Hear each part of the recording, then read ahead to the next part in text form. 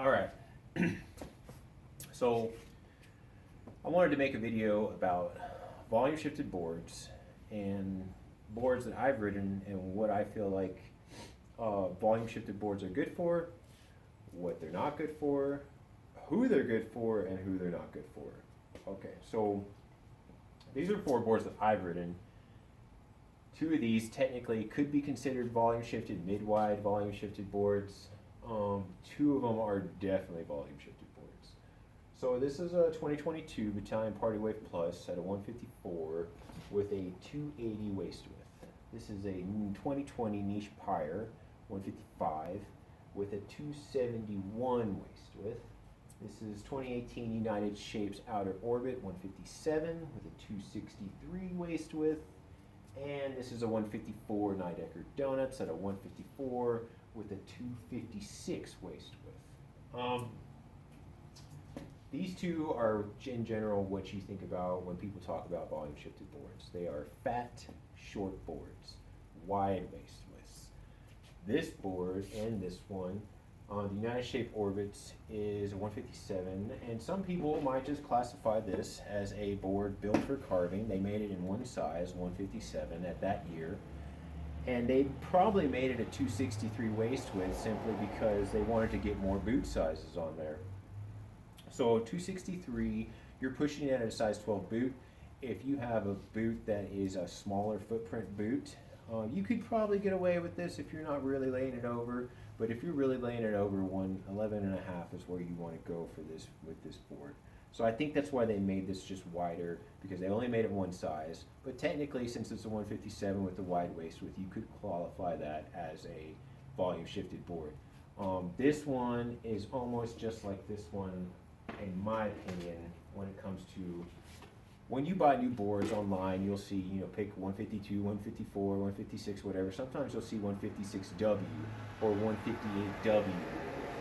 That's what I think these boards are. If they made this in more sizes, like a 160, 162, and like a 154, they probably would have put like 157 wide. That's what this board would have been. Same with this one. This is a 154 with a 256 waist width. But I feel like if you were buying this board and they had multiple sizes, this would just be 154 wide. In general, 154 don't really have super wide waist widths. That's not that wide, but that's wider than most. I looked it up. The Jones Mountain Twin at 154 is coming at a 251 waist width. The Burton Cartographer at a 154 is at 255 waist width. The Burton Custom at a 154 is at a 250 waist width. And the Burton Deep Days, which is their 3D powder board, at a 154 is coming at a 255 waist width. So 256 is not that much bigger at all than 255, but it is on the larger size. So these qualify, this one especially, as a mid-wide volume shifted board, regular huge volume shifted boards. So what I think volume shifted boards are good for, if you're the type of rider that likes to ride groomers and likes to ride POW, if you're on, well, that's a big trouble. If you're on the chairlift as a snowboarder and you see people snowboarding or skiers doing moguls, all them crazy bumps and stuff like that, and you're on the chair and you're like, fuck that, I don't know why anyone would do that, you can buy these boards. If you see snowboarders going in the trees and they're just in there doing crazy shit, your friends are like, come on, let's go in the trees, and you're like, nah, I don't want nothing to do with that, you can buy these boards. If you're a technical rider like I am, my typical day is I show up at the resort, I get there mega early, I get all the grooming trails, I like to do carves, I like to practice carves, and then usually within an hour or 2 hours, that all that snow gets pushed out, all those nice lines on the fucking trails just get demolished, and after that I just ride trees all day. So these boards were fun for the first hour and a half if it's not a POW day, doing groomers. This one carves pretty well. I believe this one carves actually better than the Party Wave Plus, this Niche Pyre. But then once I started dipping into the trees, I noticed that just this wide waist width just is not, it's not what's up for dudes that like doing technical tree riding.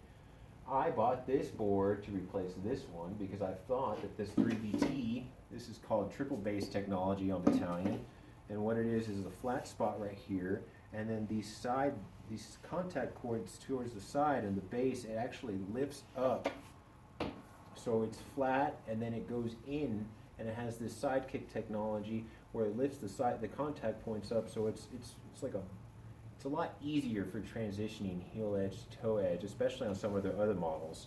And I thought that this 3BT would cure what I didn't like about this board, but it didn't. It's just, this board is just too wide for the type of riding that I like doing.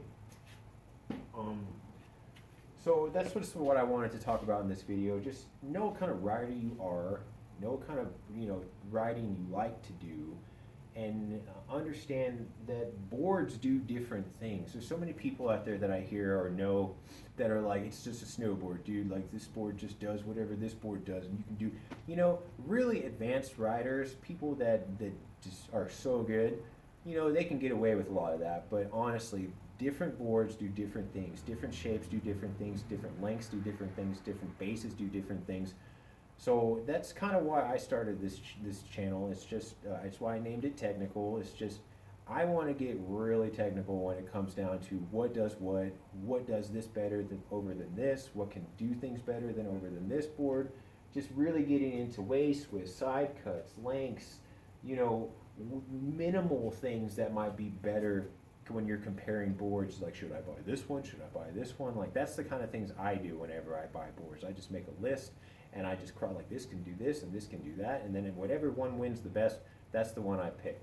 Sometimes it has to do with just the one that I really like, but most of the time that's what happens. So like I said, know what kind of rider you are, know what kind of boards you're buying, and all these boards are for sale in the Aurora, Colorado area. I'm going to try to make a personal review on this one. I'm going to try to make a personal review on this one, and I'm going to try to get these boards up on Facebook Marketplace, OfferUp, Craigslist. You can probably find them. Type in, what all these boards' names are in Aurora, Colorado, and you'll most likely find them. But that's just all I wanted to talk about in this video. It's just, with volume shifted boards, know what kind of rider you are, know what kind of riding you like, and what they can do and what they cannot do. All right.